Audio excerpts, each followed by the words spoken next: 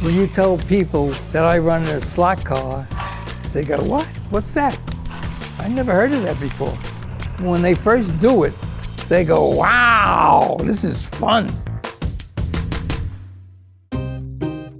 I am Buzz Frank Perry. I am the proprietor of Buzz-A-Rama, the slot car racing center of the world. On your marks, get set, go! Slot car racing is a hobby sport that's participated in all over the world. In 1965, it was my hobby. I was one of the first to open in New York. There was 48 places like this in the city. Today, I'm it. I'm the lone survivor. They have 12-volt DC motors in them and a guide flag that fits in the slot. And when you hit the hand controller, it energizes those lanes and gives the motor juice. The fastest cars can go upwards of 100 miles an hour. So they're like blurs now. You have to hear them. You wing, wing. You can hardly see them. You have to listen to them. You go, wow. Kids play with computer now, and there's no interaction with anyone. Over here, they have interaction with other drivers. They compete, they congratulate each other. You learn sportsmanship. It's really great. Just watching the cars go around the tracks pumps up your adrenaline, and you get all excited, and that thrill never leaves you. You always think about it.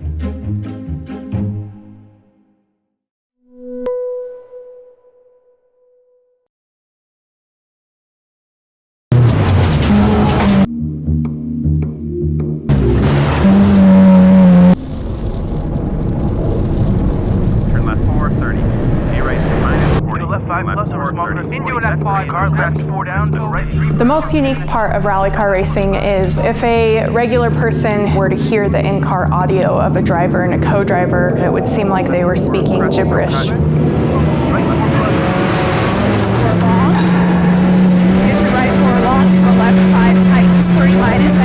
In actuality, it's a language that tells that driver what is coming next. Right 5 minus 100. They really are just the eyes for the driver before they can get to that spot.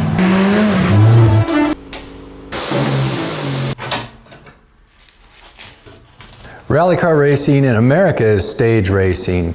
You can have anywhere from 12 to 14 stages, anywhere from 6 to 20 miles in some cases. I mean, you're racing other competitors, but really it's you against the clock.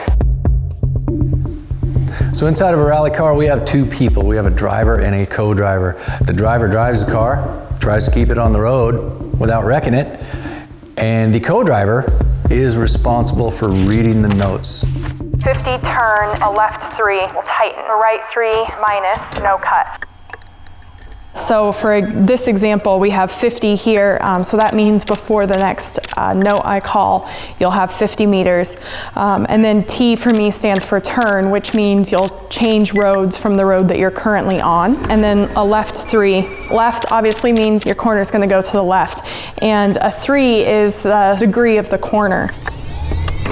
There's so much information to take in from the co-driver. You say 120 miles over a weekend, there could be as many as 2,000 to 3,000 different commands that co-driver is reading the driver.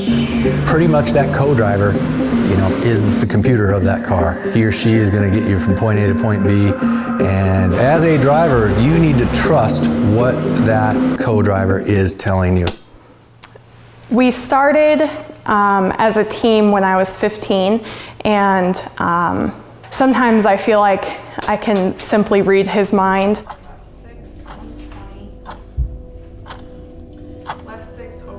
I really trust what she is telling me to the point where if I had to close my eyes and maybe not drive at race speed, she could tell me pace notes and I could still drive blind. Into left 3, into right 4, up, kink 70, right 4 long, up, tightens at T to a right 2, brake, turn, left 3 off camber, 40, into a care, left 3 down, 50,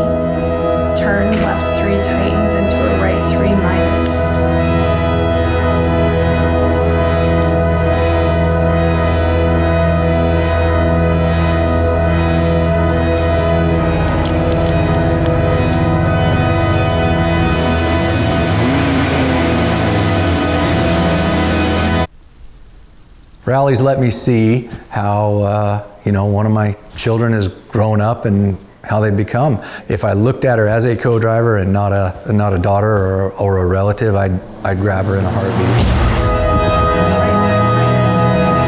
I'd love to make it a full-time career one day and rally internationally, and I'd love to just follow in my dad's footsteps.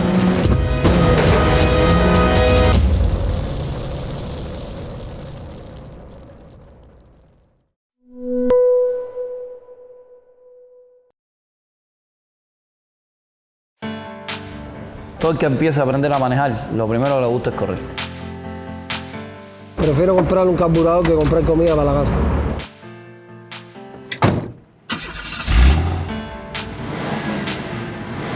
En otros países tú dices, no, carreras ilegales en Cuba y todo el mundo piensa que es un Porsche, un Lamborghini, un GTR. Aquí se corre con carros desde el año 30. Mi papá es uno de los más reconocidos en las carreras ilegales. Lore, su hijo, viene siguiendo sus pasos y lo trae adentro en la sangre.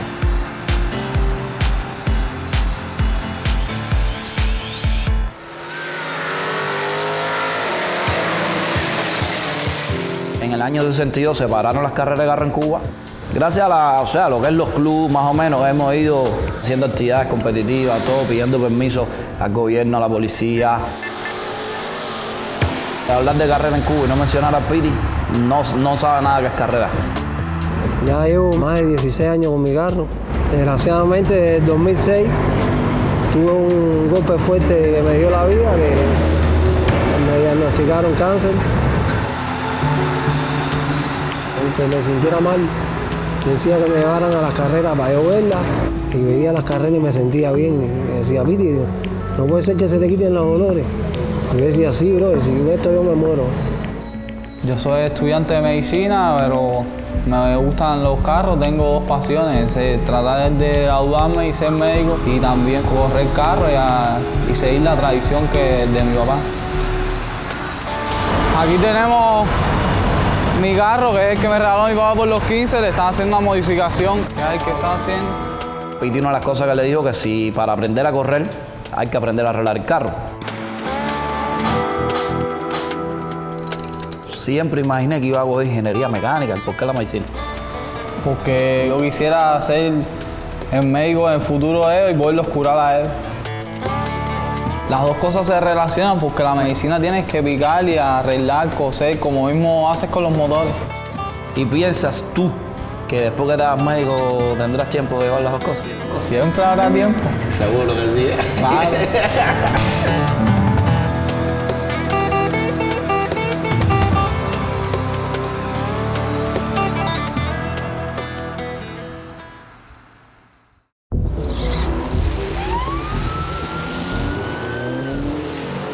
When you roll up to that line, you are getting butterflies in your stomach. You're nervous, you're sweating, but once you get the bug, you get hooked, and then it's all over.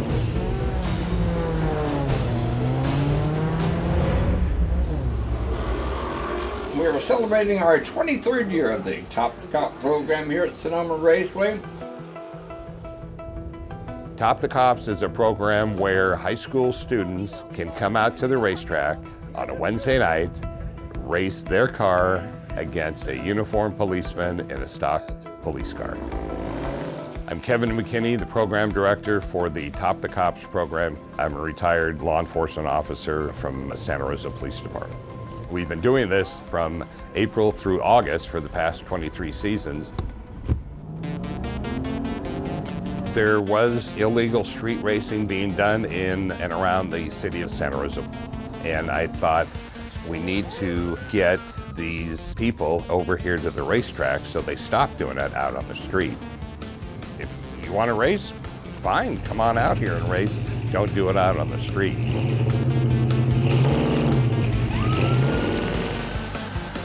These are our future, these kids here. When I pull up next to a cop at the start line, I always just think, oh, it'd be great if I beat them. It's a great feeling when you pass them on the drag strip going 100 miles an hour. There is a very competitive spirit to it, but it's all about the kids. There's a lot of negativity in the world today, and a lot of negativity towards law enforcement. What we try to do out here is make something good, something positive out of this program, something that is worthwhile. Nowhere in the country is this being done on a regular basis. The Top the Cops program did help curb illegal street racing. It's been a great positive program all these years.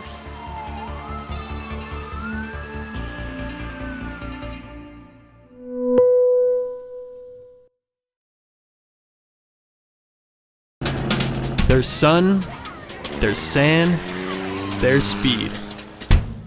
Well, hold on, I'm getting ahead of myself.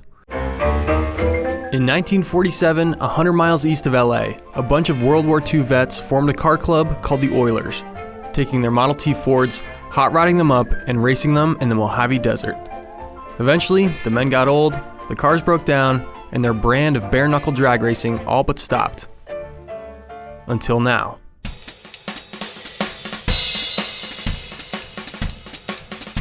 My name is Mel Stoltz. I'm with the Race of Gentlemen. My name is Bobby Green. I'm with the Race of Gentlemen. With the blessing of the Oilers Club founders, Mel and Bobby resurrected the club, rebranding it the Race of Gentlemen.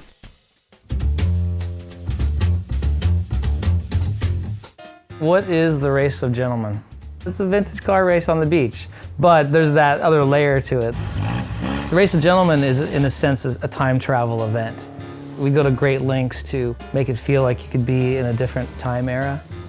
And the rules of the race stay true to the time period as well.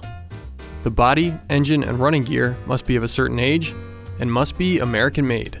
Well, there's definitely something about American cars. All those incredible cars that we created, starting from, let's say, the 1910s up until probably about the 60s. We're so different than anywhere else in the world. Things today are made to last a month. The 1932 Ford is made to last forever. It's not just about the cars and the bikes. It's about the camaraderie and all the things that go in. People are like, oh, this is so cool because not only is it a race, it's like a scene, it's like a set. It's lost in time. And for the Race of Gentlemen, the love of classic American cars transcends generations. You've got young kids that want to have a more simple life and build and make things.